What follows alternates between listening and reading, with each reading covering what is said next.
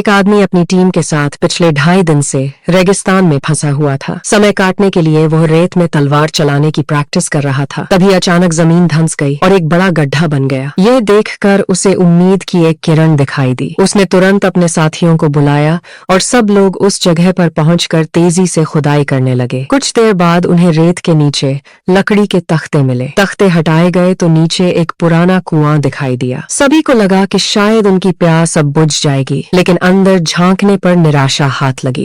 कुएं में पानी का कोई निशान नहीं था।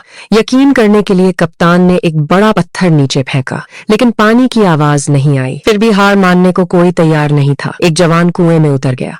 नीचे पहुंचकर उसने देखा कि वहां सिर्फ सूखी रेत थी। अब ऐसा लगने लगा कि शायद वे कभी इस रेगिस्तान से बाहर नहीं निकल पाएंगे। लेकिन तभी उसे कुएं के एक कोने से पानी की बूंदों की हल्की आवाज सुनाई दी। ध्यान से देखने पर पता चला कि चट्टान की दरार से बेहद धीरे धीरे पानी रिस रहा है। भले ही आधे दिन में सिर्फ एक बूंद गिरती थी, लेकिन उनके लिए वही जिंदगी की उम्मीद बन गई। ये खबर सुनते ही सभी के चेहरों पर लंबे समय बाद मुस्कान लौट आई। जो भी बर्तन उनके पास थे सब कुएं में उतार दिए गए। एक एक बूंद बड़ी सावधानी से इकट्ठी की गई। कई घंटों की मेहनत के बाद वे मुश्किल से 2 बड़े गिलास पानी जमा कर पाए। जब पानी ऊपर लाया गया तो कोई भी उसे छीनने नहीं दौड़ा।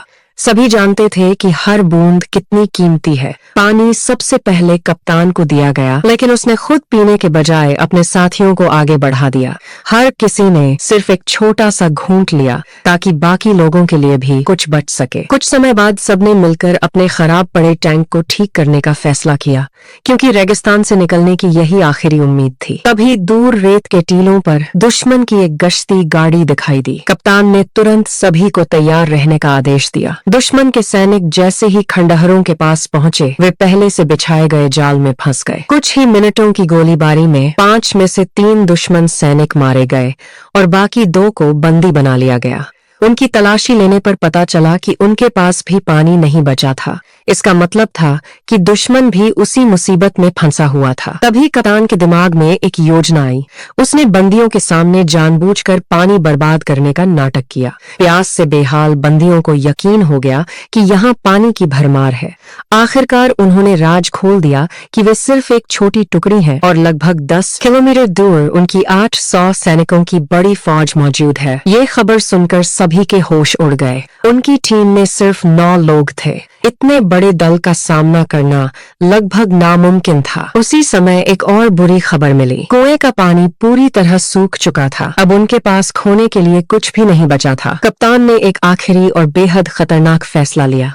उसने बंदियों को छोड़ दिया ताकि वे अपनी सेना को यहाँ मौजूद भरपूर पानी की खबर दे सकें। उसे पता था कि लालच में दुश्मन जरूर यहाँ आएगा। इसके बाद सभी लोग युद्ध की तैयारी में जुट गए। बची हुई एंटी टैंक माइंस रेत में दबा दी गई और हर कोई अपनी अपनी पोजीशन पर छिपकर बैठ गया। यहाँ तक कि मेडिकल सैनिक भी हथियार उठाकर लड़ने को तैयार था। कुछ ही समय बाद सैकड़ों दुश्मन सैनिक दिखाई दिए।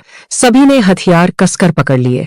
उन्हें पता था कि यह लड़ाई शायद उनकी आखिरी लड़ाई हो सकती है। जैसे ही दुश्मन करीब पहुंचा, रेत में छिपी माइंस फट गईं। धमाकों के साथ युद्ध शुरू हो गया। अचानक हुए हमले से दुश्मन बुरी तरह घबरा गया। तभी उनकी टीम का इकलौता टैंक भी मैदान में उतर आया। भारी गोलाबारी देखकर दुश्मन को लगा कि यहाँ कोई बड़ी सेना छिपी हुई है। घबराकर वे पीछे हटने लगे। सिर्फ 9 लोगों ने मिलकर सैकड़ों सैनिकों को पीछे हटने पर मजबूर कर दिया था। लेकिन जीत की खुशी ज्यादा देर नहीं टिक सकी। लड़ाई खत्म होने के बाद कप्तान ने देखा कि उनका एक साथी हमेशा के लिए उन्हें छोड़ चुका था। वह जानता था कि यह दिन कभी न कभी आएगा। फिर भी उस पल का दर्द सहना आसान नहीं था और शायद बहुत जल्द बाकी लोगों को भी उसी किस्मत का सामना करना पड़ सकता था।